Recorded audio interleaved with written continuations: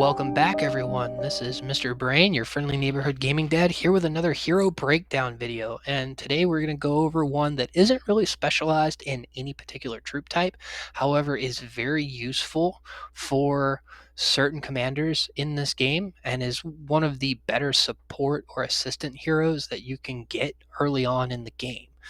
This is, of course, the Sind Priest Martin. I'm going to go over this in my usual fashion. I'm going to go over their skills, where they should be used, their good talent trees for them, and what commanders they should be paired with in order to maximize their effectiveness. And without further ado, let's get into it. Their first skill deals direct damage factor of 7,000, and heals lightly wounded units in your squad for 40% of the damage dealt. Now, 7,000 isn't the greatest among legendary commanders, but it is slightly higher than Tom's maxed out first skill at 6,000. However, the healing factor from it is slightly lower. I believe if I did the math, it's around 2,800 for a full damage hit. So 7,000 and 2,800 versus 6 and 4. And he also doesn't get the nice little debuff, but note that upping his attack power also ups his healing factor. So you don't have to worry about upping two different stats in order to get more out of Tom. Here, you can just boost his attack. On to the second skill, increases healing effect on squads by 35%. This is the highest buff you can get for healing effect on squads in the game. Tom has one at 30%. Here we are, her absolute defense. And I believe these are some of the only healing buffs in the game, and they are important later, as I'll explain. But that is a pretty massive buff on top of a commander that already heals a decent amount. On to the next skill is increases EXP gained by squad leader and assistant hero by up to 50% and their HP by 12%. Now, in an earlier video, I went over Russell's EXP boost and how he was one of the only commanders that had an EXP boost in the game. Martin is the other one. And with a 50% boost, he can really pump levels into your early game commanders through killing zombies. Putting both of these commanders on the field allows you to level up at least two heroes at a time at a fairly substantial pace. Plus, this skill isn't limited to just zombies. Having that additional 12% HP buff, it's a flat buff applying to everything. And for his final skill, when healing is received, increases squad defense by up to 45% for 3 seconds, and it can be triggered once every 6 seconds. That means if you time this right, you can have a 50% uptime on a 45% defense buff, which is massive. Even if you only get it off once every 7 or 8 seconds, this 45% defense buff is huge for tanking units, which explains why you'll see a lot of people use Martin with infantry teams simply because they have the higher defense stats in the game. So while he may not have infantry specific buffs, you will see Martin in a lot of infantry teams. And for his Awaken skill is a buff to his first skill, ups his damage factor to 8,400 and increases the percentage to 45%. If I did my math right, that comes out to just under 4,000, I believe 3,750, which puts him still above Tom's Awaken skill in damage and slightly below Tom's heal factor at 4,800. Now, again, Martin doesn't have all the fancy debuffs or buffs that Tom gets from his active skill, but he does pack a punch and steal heals in the process without having to buff his HP in order to get more healing out of it. Now, where should you be using him? I do not believe Martin makes a good lead commander. I don't. If you want to pump his talent points into Zombie Hunter and have him lead a squad for just out killing zombies, that will work wonderfully for you in order to gain experience. However, in a combat related setting, I do believe his talent trees are not good enough to make him a lead commander. The support tree is really nice. The other two are not. Not for PvP or open field combat.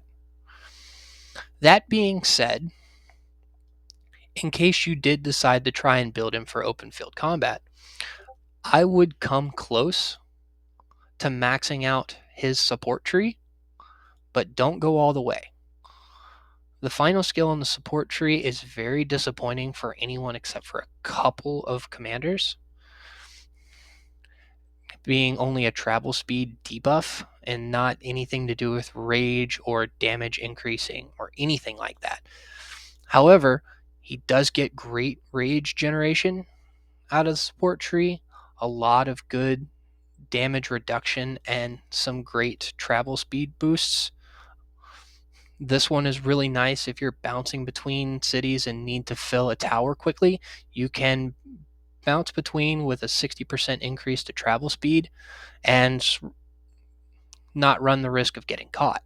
If you're going to use him as a zombie hunter, make sure you come over here to Spoils of Battle and pick up the additional resources.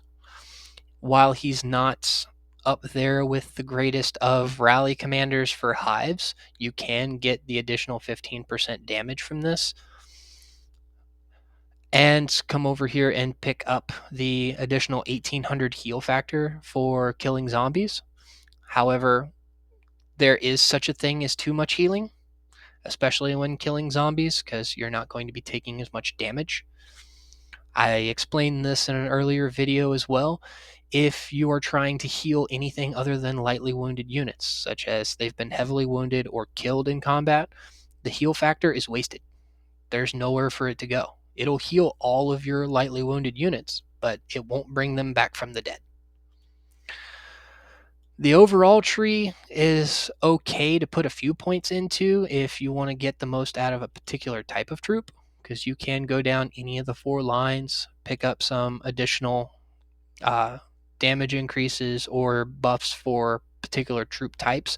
But remember, they're not going to be the greatest, and they're definitely not going to be as good as troop specific or even the leader tree, in my opinion. Now, what should you be pairing Martin with in order to get the most out of him? The very first one I would suggest putting him with is Tom. Tom and Martin put together make what I call a heal tank. Now, Tom has great defensive buffs, and especially in infantry if you go his defense and infantry squad talent trees.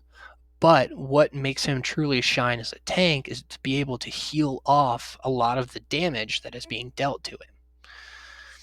If you put these two commanders side by side and have their healing effect stacked up, which is additive, so 65% boost, you're going to see some pretty insane heal numbers.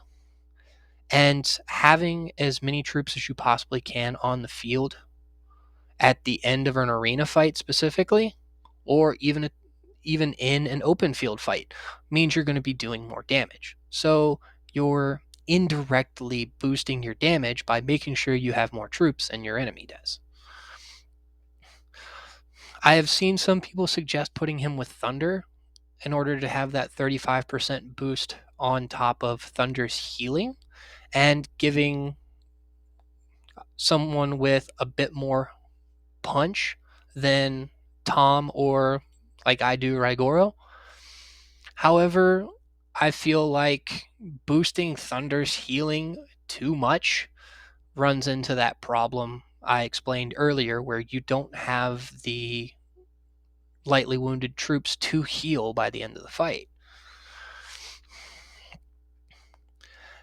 As far as anyone else is concerned, he does work very well with other infantry commanders, and I have seen people pair Martin with Jaden when they don't have Tom yet, so that you can make the most out of reducing the defense of your enemy and then follow it up with a heavy damage hit from Martin to get more healing out of it. But outside of that, Martin is a zombie commander unless he's paired with one of those options.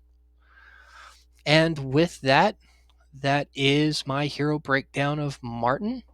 If you have any questions or comments, please leave them in the comments below. And if you have any content ideas for what heroes you would like to see me do next, please feel free to let me know. I love doing these videos for you all. I love breaking down the mechanics of this game. So help me help you. Give me ideas.